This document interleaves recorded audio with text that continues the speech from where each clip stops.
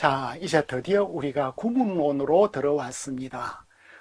무라우카 문법에 있어서 제일 중요한 섹션이고 최고의 기여라고 생각을 할 수가 있겠습니다. 이렇게 완성된 구문론을 가지고 있는 히브리어 문법 책을 여러분들은 찾기가 어려우리라고 생각되어집니다. 구문론은 오늘날 언어학을 전공하신 분들은 대부분 통사론이라고도 하고 또 다른 분들은 문장론이라고도 하는데 이 문법책에 있어서는 구와 문을 다 함께 다루고 있기 때문에 제가 전통적으로 구문론으로 번역을 하게 되었습니다. 그리고 이제 구문론에서 제일 중요한 것이 동사죠. 동사가 제일 중요한데 히브리어 동사는 한마디로 탐이라고 이야기를 할 수 있겠습니다. 탐. 동사 체계는 탐은 T-A-M. T는 tense, 시제. A는 aspect, 시상 혹은 상. 그 다음에 M은 mood. 그러니까 이 문법책은 이 탐을 아주 잘 설명을 해 두었다고 이야기를 할 수가 있겠습니다. 게제니우스 문법에는 100년 전 문법이니까 에스펙트가 없어요. 그 당시에는 이 에스펙트가 문법에 있어서 논의의 대상이 되지 않았습니다. 저희 선생님인 브루스 왈키는 거의 이 동사론에서 히브리어에는 시제가 없다. 오직 에스펙트만 있다. 그 에스펙트로만 설명을 하려고 하는데 그러다 보니까 너무 시제가 없으면 내러티브를 어떻게 읽느냐 하는 이런 문제가 있죠. 그래서 이스라엘 사람들도 고대 이스라엘 사람들도 닭이 언제 우는 시간을 알았다. 그래서 저는 히브리어의 좋은 내러티브에는 시제가 명백하게 있다. 물론 그 시제는 화자가 그 상황이나 사건을 어떻게 보느냐에 따라서 이제 시제가 결정이 되는 거죠. 그래서 히브리어 시제는 특별히 완료와 미완료형으로 나누어지잖아요. 그죠? 히브리어 동사 형태가 완료와 미완료형으로 나누어지게 되는데 완료, 미완료, 그 다음에 직접 의지법, 그리고 정동사형과 함께 나오는 바브, 간접 의지법, 이런 시제의 흐름이 있음을 말씀을 드리고 싶습니다. 그래서 시제에는 완료와 미완료가 있고 여기에서 한 가지 말씀을 드리고 싶은 것은 완료형이라고 해서 과거만 말하는 것이 아니에요. 미완료라고 해서 미래만 말하는 것이 아니고 그 화자의 관점에서 화자가 지금 어떤 상황을 설명을 할 때 완료형을 통해서 완료된 것으로서 과거, 현재, 미래를 설명을 할 수 있고 미완료형을 통해서도 장차 이루어질 어떤 것이 그것을 설명을 하니까 미완료형도 실제적으로는 과거, 현재, 미래를 다 표현을 할 수가 있게 된 것입니다. 그래서 이제 히브리어에 있어서는 텐스가 있고 시제가 바브에 의해서 도치되고 그 다음에 히브리어에는 이 무라우카 최고의 기여는 에스펙트, 시상을 표현을 했다는 거예요. 그건 나중에 구체적으로 설명을 하겠습니다. 그리고 서법이 있는데 서법에는 직설법이 있고 의지법이 있죠. 우리가 어떤 상황을 설명을 할 때는 직설법으로 설명을 하고 어떤 의지를 표명을 할 때는 권유하거나 지시하거나 명령하거나 그래서 탐을 공부를 한 이후에는 이제는 부정사는 어떤 역할을 하는가. 그 부정사에는 절대형이 있고 연계형이 있는데 부정사 절대형은 명사 부사적 용법, 명사어로서, 부정사가 명사어로서 사용이 되죠. 부정사가 이제 앞에 올 때 용법, 뒤에 올 때의 용법. 그 다음에 이제 부정사가 부사의 역할을 해요. 그 부사어라고 제가 표현을 했는데, adverbial이라는, 왜 부사어라고 말하냐 하면, 부사만이 아니라 부사가 아닌데도 부사적 용법을 가질 수 있기 때문에 부사어라고 번역을 했습니다.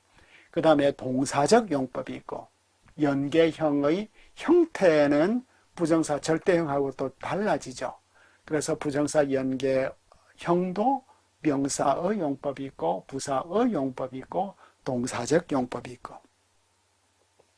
그 다음에 이제 분사를 공부를 한 이후에, 부정사를 공부를 한 이후에 분사가 있죠.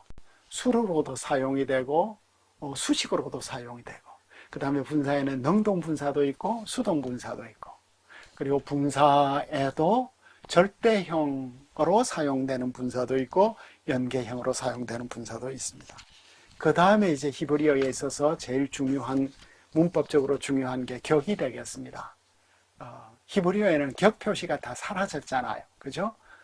다른 세무에는 다 살아있지만. 그래서 격에 있어서 직접 대격이 있고, 간접 대격이 있고, 속격이 있고, 연계형이 있고, 동격이 있는 격을 공부를 하고, 왜 우리가 대격부터 먼저 공부를 할까? 격이 목적으로 제일 많이 사용되었기 때문이에요. 그 다음에 이제 전치사, 다른 문법처럼 전치사처럼, 근데 전치사가 명사적인 한정을 해주는 것이 있고, 또 동사의 간접 목적으로 이끌어주는 것이 있고, 그리고 이제 전치사에 온갖 다양한 전치사들, 위에, 아래, 앞에, 뒤에, 이런 전치사 용법들을 우리가 공부를 할 수 있을 것입니다. 그 다음에 이제 명사, 그러니까 명사 앞에서는 우리가 형태를 공부를 했겠지만, 여기는 명사 구문에 대해서 우리가 공부를 하는 거예요. 전치사 구문에 대해서 공부하고, 동사 구문에 대해서 공부하고.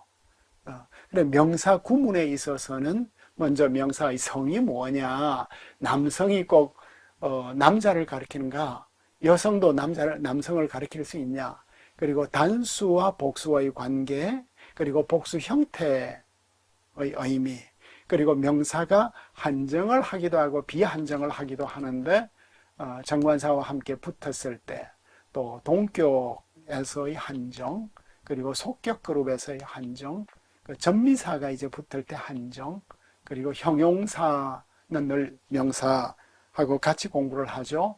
형용사에도 비교급과 최상급이 있느냐. 그 다음에 이제 수사 공부를 하고, 그 다음에 이제 진시 대명사 구문에 있어서는 지시 대명사의 역할, 의문 대명사의 역할, 관계 대명사의 역할, 그 다음에 인칭 대명사, 그리고 대명사 대용어를 공부를 하고, 그 다음에 이제 어려운 것이 일치죠. 그죠?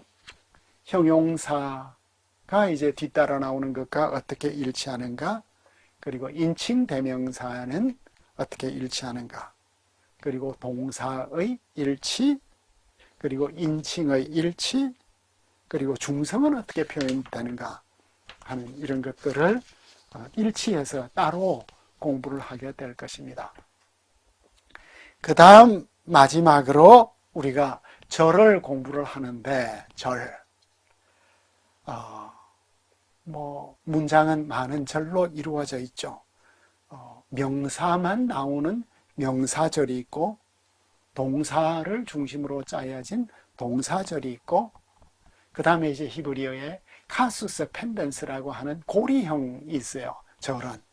그러니까 맨 앞에 주어가 하나 나오고, 문장 끝에 그 주어를 다시 한번 말하는. 그래서 처음과 뒤를 이렇게 고리로 묶는 이런 것들이 있고, 그 다음에 이제 특수절, 이런 큰 명사절, 동사절, 고리형 외에 특수절이 있는데, 이 특수절이 굉장히 재미있다고 저는 생각되어져요. 명사들로만 이루어진 실명사절이 있고, 관계절이 있고, 상황절이 있고, 부정절이 있고, 의문절이 있고 감탄절이 있고 기원절이 있고 단언절이 있어요. 왜 이런 다양한 절들이 나올까요? 특수절이, 저주와 맹세절이 나오거든. 또 시간절도 나와, 조건절도 나와, 그리고 목적을 표현하는 목적절이 나와요. 결과절도 있고. 왜 이렇게 많은 형태로 우리가 분류를 했을까? 인과절이 있어, 인과절. 설명절이라고도 해요. 또 양보절도 있어. 반의절도 있어. 또 무엇은 제외하고 하는 이런 예외절이 있어. 그리고 비교절이 있고 분리절도 있고 그리고 돈절법이라는 것도 있대요. 왜 이렇게 많은 절의 형태를 우리가 공부할까요? 여러분들은 어떻게 생각하십니까? 인생을 살다 보면 이런 다양한 상황들이 있는 거야. 내가 양보해야 될 때도 있어. 양보절. 그죠? 내가 상황을 설명을 해야 될 때가 있어. 내가 질문을 해야 될 때가 있어. 부정해야 될 때가 있어. 내가 단언해야 될 때가 있어. 때로는 맹세해야 될 때가 있는 거야. 우리가 정말 복잡한 세상에 살다 보니까 이런 다양한 상황을 다양하게 표현을 해야 될 거 아니에요. 그래서 무슨 절이 이렇게 많냐라고 좌절하지 말고 인생에는 이렇게 많은 상황들이 있구나. 그리고 이럴 때는 이렇게 표현을 하는구나. 이렇게 표현을 하는 것이 내 인격에 걸맞는 것이구나. 내가 좀 고급하게 말을 해야 되는 거구나. 그리고 무라가는 마지막으로 접속사 바브를 이렇게 가져오는데 귀결절의 바브, 그 접속사 구문이 있는 것하고 접속사 구문이 없는 구문하고 이 둘을 마지막으로 설명을 해주고 있습니다. 이것이 우리가 문법의 개념도로서, 그러니까 이게 나중에는 아주 멋진 지도로 나올 텐데, 가끔 여러분들이 히브리어 문법을 공부하든 아람어를 공부를 하든 헬라어를 공부를 하든 라틴어를 공부를 하든 이 지도를 딱 한눈에 보고 내가 지금 여기를 공부를 하고 있구나. 형태를 공부를 하고 있고 명사를 공부를 하고 있고 명사 안에 이렇게 다양한 패턴들이 나오고 이 패턴들을 익히게 되면 이것이 직업을 가르치는 것인가? 이것이 어떤 상태를 가리키는 것인가? 이런 것들이 쏙쏙 눈에 들어오는. 그래서 문법 공부가 재미있을 수 있고 문법 공부가 쉬울 수 있고 문법 공부가 빠를 수 있고. 근데 한 언어, 여러분들 이게 놀랍지 않습니까? 히브리어 한 언어 속에 우리가 경험해야 될 모든 언어의 약도가 다 담겨 있다. 그리고 이 모든 약도를 이 한 권의 책으로 다 표현을 해내었다. 100년에 걸쳐서. 그리고 이것이 드디어 우리말로 왔다. 여러분들이 영어로 된 무라우카 선생의 문법책을 읽으면 이게 도대체 무슨 말을 하는지 알지를 못해. 근데 이게 이제 우리말로 왔다. 우리에게 꽃이 되어 왔다. 그리고 이 용어 하나하나 이름을 우리가 참 가장 정확하게 지어주려고 노력을 했다. 이런 느낌을 가지고 여러분들이 히브리어 공부를 재미있고 즐겁게 하고 그리고 앞으로 이 문법책에 근거해서 놀라운 주석들과 그리고 문법에 대한 전문적인 글들과 그리고 새로운 성경 번역과 그리고 새로운 설교들이 앞으로 나올 수 있기를 제가 기대합니다. 감사합니다.